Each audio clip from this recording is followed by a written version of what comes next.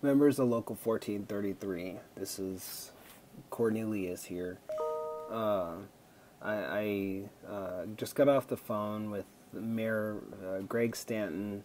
He called. First of all, forgive me. I got off the plane in wherever the hell I'm at, Washington D.C., and got the flu. So I'll do the best I can to get through this. But Mayor Stanton just called me, and he's the mayor. And you should never fault the mayor for trying to be the mayor. I don't fault him. He's a great mayor, and one day I hope he runs for governor.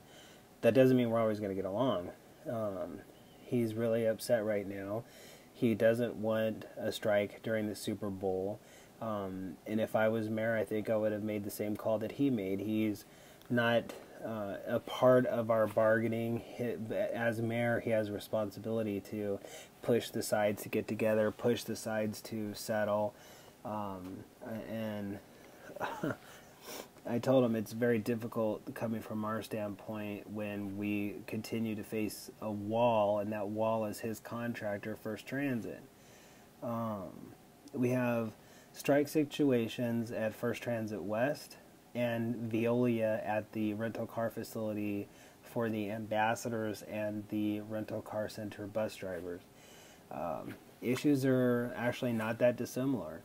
Affordable health care, living wage, working conditions that don't put a driver at risk of safety issues, of falling asleep behind the wheel. The union's goal, our goal, workers' goals should never be to strike. It's not our goal. We don't want to strike. We want to find a solution to the problem. The union has made, I have to tell you, significant movements to avoid a strike. It's challenging when the employer looks at you right across the table and says, I don't care about the interests of the workers, I only care about my profit. That makes it so incredibly difficult. So let's talk about that. I'm going to use First Transit as the example here because that's the numbers that are fresh in my mind. But First Transit contracts with the City of Phoenix. The City of Phoenix puts out what's called an RFP, or otherwise known as a request for proposals. In that request for proposals, the city says that this is the performance requirements that we expect from our contractors. And ultimately, they end up on negotiating a deal. Labor is not at the table when they negotiate their deal. That's why we feel like we're left out. When mom and dad are done fighting it out, we're over the cookie. The workers are just sitting there waiting for the crumbs. Please, sir, can I have another? But what First Transit negotiated. And by the way, the profit margin is not that dissimilar between First Transit, Veolia at the north-south location, Veolia at the airport, MV Transportation, which contracts to do paratransit, ACI, which contracts to do light rail services, National Express, which contracts to do the Yuma Intercontinental Public Transportation Authority services. We'll get to privatization or outsourcing in a minute. But anyway, back to First Transit. The City of Phoenix has a contract with First Transit, and they pay First Transit. They don't pay for the cost of fuel. There's two high costs in a transportation contract for public transit services. There's the cost of labor and the cost of fuel. And none of the City of Phoenix contracts require the contractor to pay for the cost of fuel. So there goes the fuel. That leaves the cost of labor, maintenance, and overhead. That's it. First Transit's contract over on the west side, leaving out any cost for charter service, any cost for special service like SuperBowl service, leaving out any cost of rapid or bus rapid transit or express service. Their rate just on fixed route service is for, I think it was the first year, $5.11 per mile. You take that number, you multiply it by the mile, and you come up with about $25.5 million. That's $1 million. That's for year one, or I think it was year one. And it's a 5-year deal. Okay, and there's an accelerator built into each year, which is their increase. It's their rate increase. So it goes from about 24 and a half to about $28 million over the 5-year term. It's $136.5 million over 5 years. So this current year that we're in, if it's about a little over $25 million. The lost my train of thought for a second. The union's proposal, before we started making changes to get the company to agree, was essentially put the workers at $13 million, give or take. Everything is give or take. I'm not getting down to the minutia, the dollars and cents, but really it's $25 million minus $13 million. Okay, that's 25 minus 13. That leaves $12 million. Okay, that's $12 million left after the cost of labor. Now you take out the cost of maintenance, cost of supervisor salaries, management overhead, and applying some reason to it, because you have to remember it's not an exact science, because everything that I can do is based on a 2,080-hour work week for the workers. So on the bottom end, I'm estimating they're at about $4 million a year in profit. That's $4 million per year.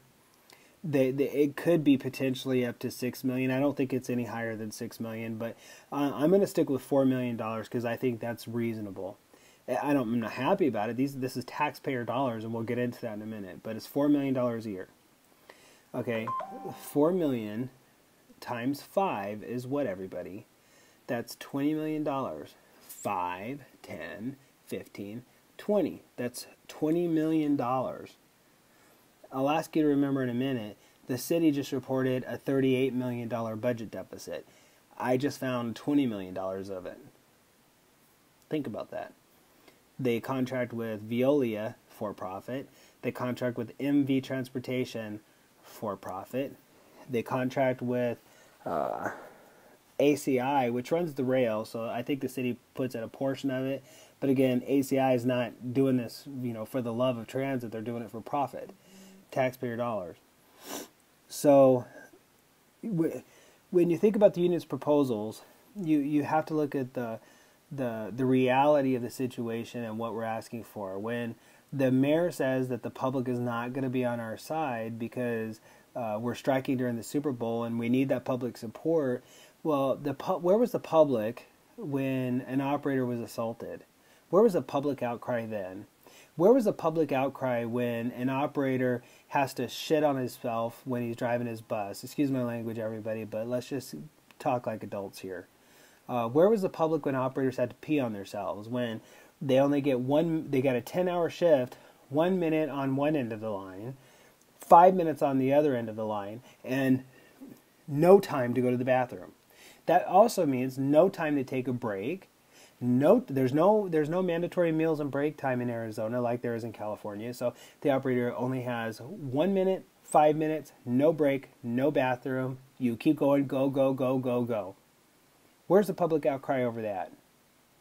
Where's the public outcry over this 13-hour day? At what point do you say, do you want your child on a bus with a driver who's out there for 13 or 14 hours? Maybe that's not such a good idea. So when you're mad at a bus operator for saying, "Hey, I have to strike and I don't want to affect your ability to get to work, but at some point I need to be able to cover little Timmy on insurance, or little Tommy, or little Jennifer.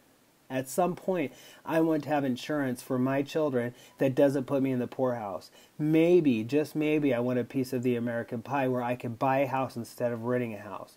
I can buy a car instead a new car instead of buying a used car. Maybe I'm tired of renting an apartment. Maybe I want to be able to feed my children, clothe my children, cover my children on insurance, and maybe have a little bit of a savings if it's not too much for these billion-dollar corporations to live with." I don't know why these foreign corporations, did they just need just one more house? Do these CEOs can't they just live in 2 or 3 houses? Do they really need 4 or 5? When they have the people who are earning the money here in the States are renting their homes, they can't even buy a new car. Their children can't get insured because First Transit doesn't want to give them affordable insurance.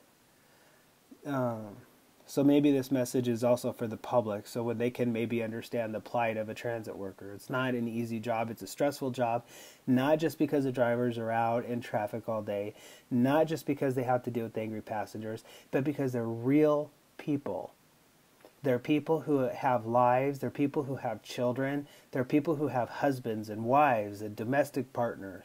They're people who have family units that maybe they're just tired of not being able to see them because they're forced to work all the time.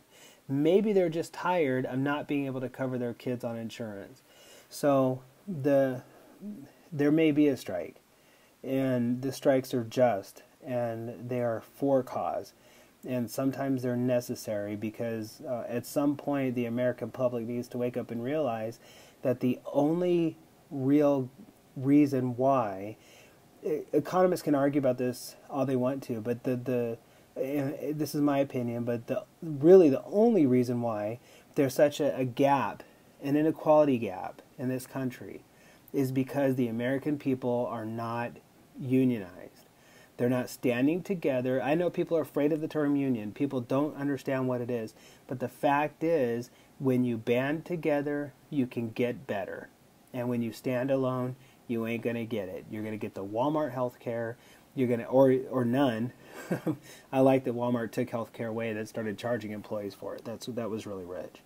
Well, at any rate, privatization, real quick. I've talked in the news many times and they never get it right. They always give you this 5-second clip of what I say, and that's it. The fact is, what the union has been telling the news, and you're going to get it straight from me, is that we are tired of the truth.